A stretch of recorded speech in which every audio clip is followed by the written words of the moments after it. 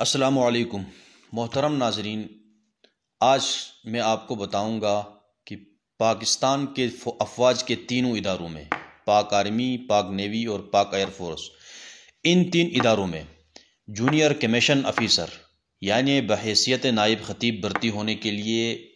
کیا کیا چیزیں ریکوائر ہیں اور ان کے طریقہ کار میں کوئی ڈیفرنٹ ہے یا نہیں ہے، کیا کوالیفیکیشن چاہیے اور کتنی تعلیم ہونی چاہیے، یہ ساری چیزیں آج کی اس ویڈیو میں آپ کو بتاؤں گا۔ دیکھیں، سب سے پہلے تینوں افواج کے اندر ایئر فورس اور نیوی ایک طرف ہیں، آرمی دوسری طرف ہیں۔ ایئر فورس اور نیوی کے اندر اور آرمی کے اندر جو کوالیفیکیشن ہے وہ سیم ہے، ایف اے، ایف اے سی یا مساوی۔ درس نظامی میں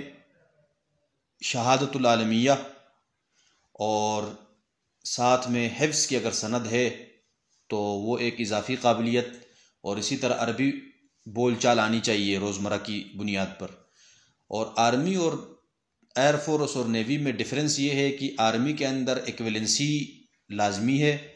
ایئر فورس اور نیوی میں ایکویلنسی کی ضرورت نہیں پڑتی ہے۔ ایکویلنسی کسے کہتے ہیں؟ ایکویلنسی کہتے ہیں کہ اپنی مدارس کی جتنی بھی وفاق کے بورڈوں جو بورڈ ہے ان کی جتنی سندات ہیں ان تمام سندات کی ویریفیکیشن کروانی پڑتی ہے۔ یہ ایک بڑا لمبا پروسیس ہے، اگر آپ نے کروایا ہوگا تو آپ کو معلوم ہوگا۔ ہائر ایجوکیشن اسلام آباد سے آپ کو ایک ڈبل ایم اے کی ڈگری جاری ہوتی ہے،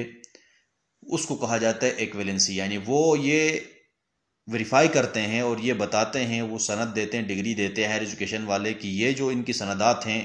شہادت العالمیہ کی جو ان کی سند ہے، یہ ایم اے اسلامیات اور ایم اے عربی کے مساوی ہے، اس کے ایکول ہے۔ تو وہ ایکویلنسی آرمی میں لازمی ہے خطیب کے لیے، نیوی اور ایئر فورس میں لازمی نہیں ہے۔ ایک فرق تو یہ ہوا۔ دوسرا فرق یہ ہے کہ ایئر فورس اور نیوی میں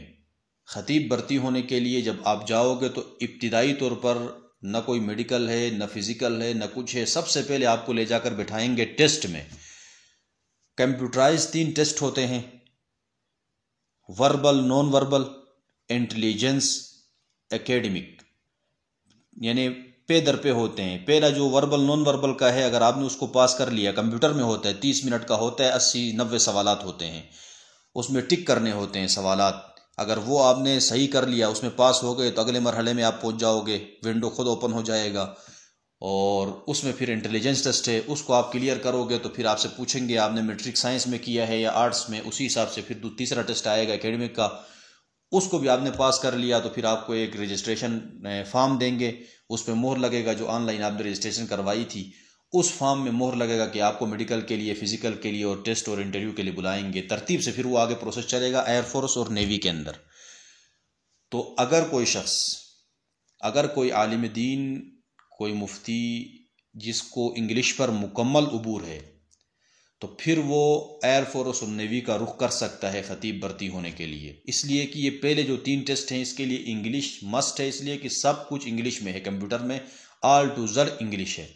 تینوں ٹیسٹ۔ اگر کسی کو انگلش کی شدھ بدھ نہیں ہے تو پھر اس طرف جا کے اپنا ٹائم ضائع کرنے کی کوئی ضرورت نہیں ہے، یہ بات ذہن میں رکھ لیں۔ اور پھر آتے ہیں آرمی کی طرف، تو آرمی میں یہ جو ٹیسٹ ہیں تینوں ٹیسٹ انگلش والے یہ نہیں ہے، بلکہ اس میں اردو ہی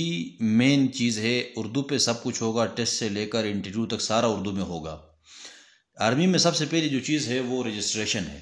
رجسٹریشن آیا خطیب کے لیے آن لائن ہوتی ہے یا